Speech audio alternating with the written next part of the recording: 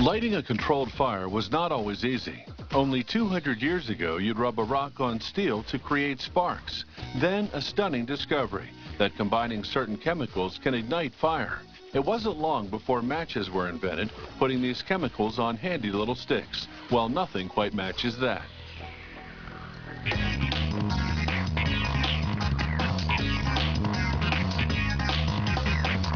The first matches left behind a nauseating odor, but today they're safer and the smell dissipates in seconds.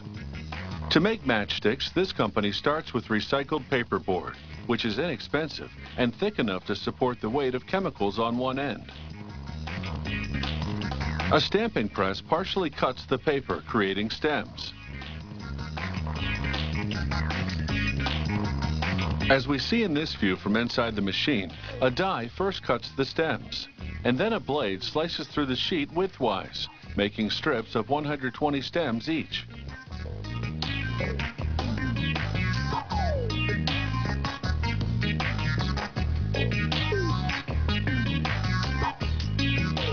At actual speed, it's all just a blur, as the press makes nearly 500 strips per minute.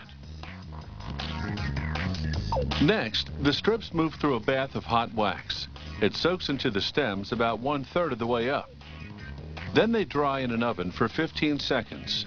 When you light a match, the wax slows down the burn speed of the chemicals, sustaining the flame for 4 or 5 seconds. Those chemicals are gelatin and silica to bind the chemicals to the stick, potassium chlorate and animal protein glue for oxidation, sulfur to fuel the flame, and 2 fillers.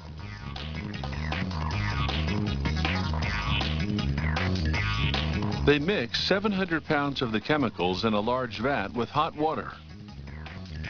This is enough to make the chemical batter for 25 million match heads.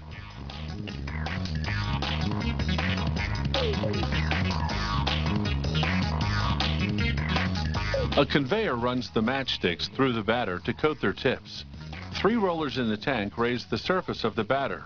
The first 2 ensure the front and back of the heads get covered. The third rotates faster to remove excess batter as the heads leave the tank.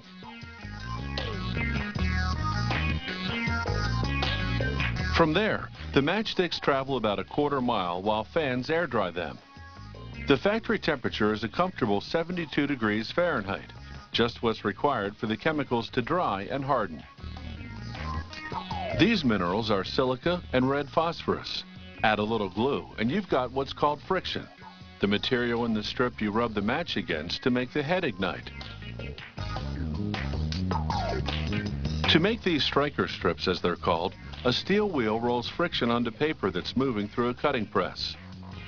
This isn't the same paper from which they make the matchsticks. It's a higher quality, non-recycled paper, suitable for color graphics, because many clients order custom printed matchbook covers. Another press with rotary blades slices through the paper, creating segments that are 4.2 inches long. That's the length of an unfolded matchbook.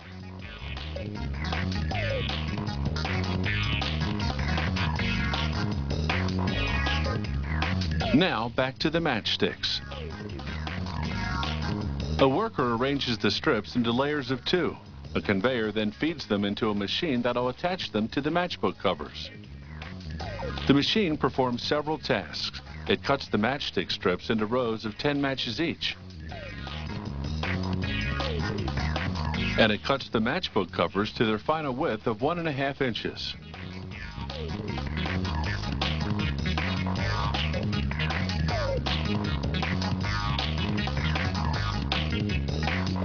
The machine folds the matchbook covers over 2 rows, or 20 matches, then inserts 1 strong staple through all 4 layers.